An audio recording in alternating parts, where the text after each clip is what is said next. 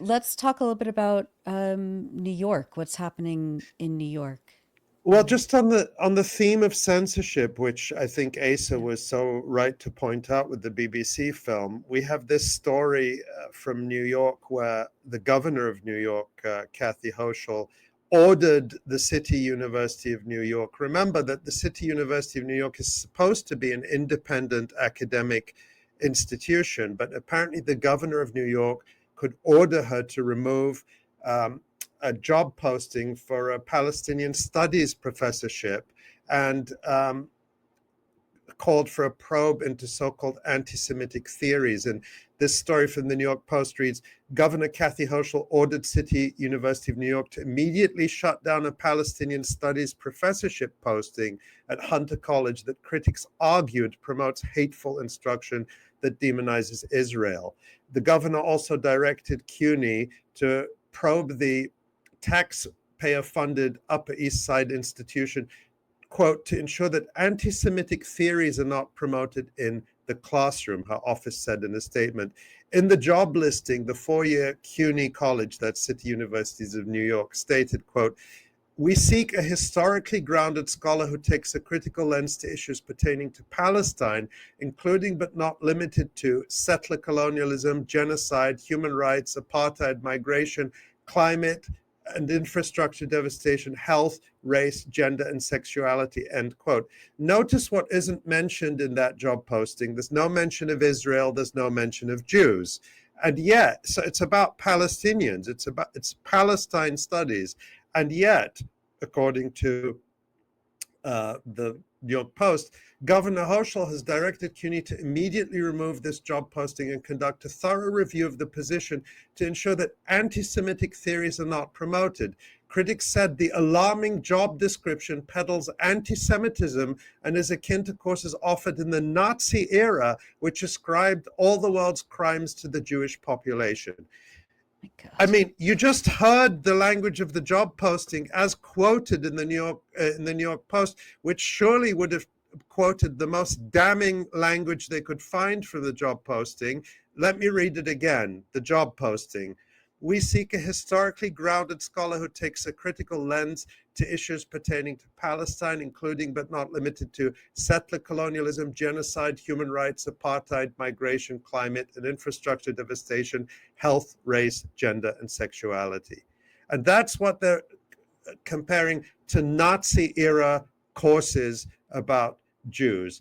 And what you can conclude from this, first of all, is there is no freedom in the West or in the United States.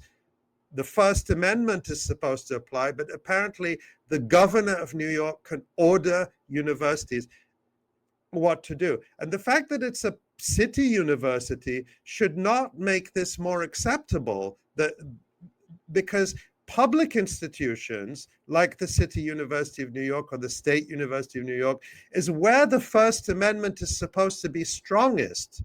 That's where the First Amendment applies, in public institutions. It doesn't apply in private institutions. Private institutions are allowed to censor people because they're not covered by the First Amendment.